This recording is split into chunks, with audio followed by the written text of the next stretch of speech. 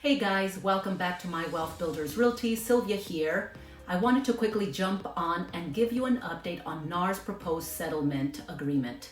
We will look at how this could change things in our real estate industry and who are the most likely to be affected by this lawsuit verdict. NAR, the National Association of Realtors, and several large brokerages, including Keller Williams, were named in a large class action lawsuit for antitrust violations. Sellers claimed that they were forced to pay a fixed fee and were forced to pay the commission for a buyer's agent. They no longer want to pay for the commission for these buyer's agent. NAR lost the suit, and now they have proposed a settlement agreement that needs to be approved before it can be put into practice. I will go over more about what NAR represents in another video. For now, NAR is a national membership organization for realtors who provides education, homeowner statistics, and champions homeowner protections in an effort to advance the right for real property to all. Through the state and local associations, realtors also have access to all documents needed in a real estate transaction and the multiple listing service. Currently, a listing agent negotiates for both his and a buyer's agent commission at a listing appointment. If at the appointment the listing agent succeeds, that listing, all the information of the property gets inputted into the multiple listing service, including how much a buyer's agent would be offered if they brought the buyer. That buyer's agent commission is also visible to the end user, which is the buyer. If this proposal sticks, there would no longer be buyer's agent commission references anywhere in the MLS. The only place that you will be able to see if a seller is offering a buyer's agent commission through the listing agent, it will be on the broker's own website. So here's what I think will happen if this proposal goes through. Listing agents will no longer be advocating for that buyer's agent's commission. They need to compete with other listing agents. And at the end of the day, if your seller's net sheet shows a smaller amount because you are trying to get a higher fee to be able to share with that buyer's agent, you're probably going to lose that listing. Already in our market, several full-service agents are losing listings to discount brokerages like Redfin or Open Door, who charge a lower fee. This will most likely mean that buyers will have to pay for their own representation. So how will that happen? Well, there's a few options that have been thrown around.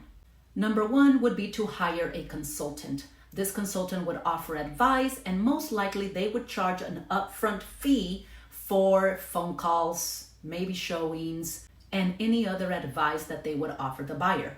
Another option would be a real estate attorney. Now, the way I see a real estate attorney getting involved would probably not be until the buyer is ready to write up an offer for a specific home.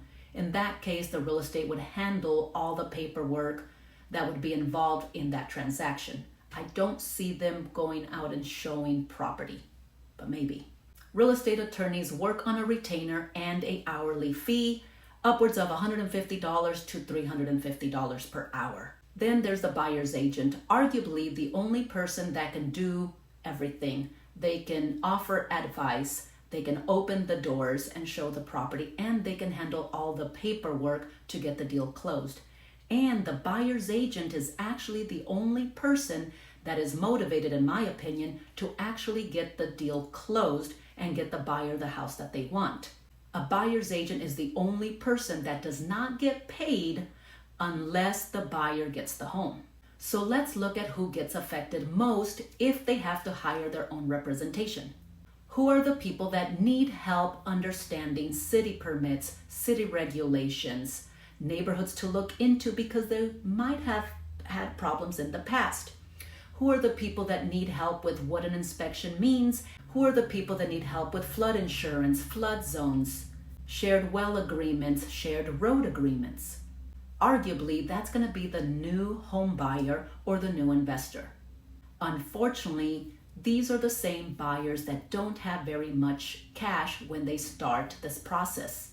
Let's look at the typical first-time home buyer. Usually for their loan, they need to come up with at least 3.5% to 5% for their down payment. If we go with 5% on a $350,000 house, that's $17,500 for their down payment. On top of that, they normally have to come up with 2 to 3% for their closing costs. That's another, if we use a 3% on the same $350,000 house, that's another $10,500. And now if we're going to add a buyer's agent, they're looking at another $10,500, bringing the grand total to $38,500 just to get into that starter home. And unfortunately, the only option right now is for them to save that money.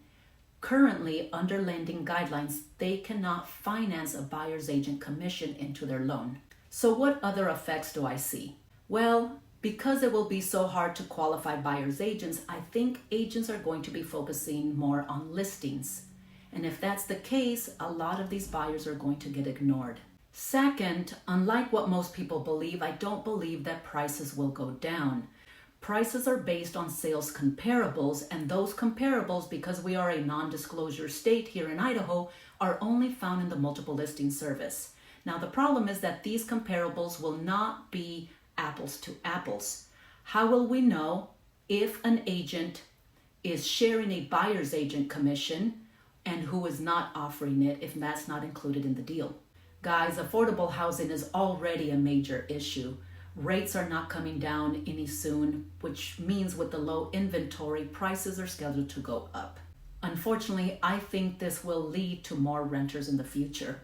And if your home is your biggest wealth building tool, then I believe that building wealth for the average American in this country will continue to decline.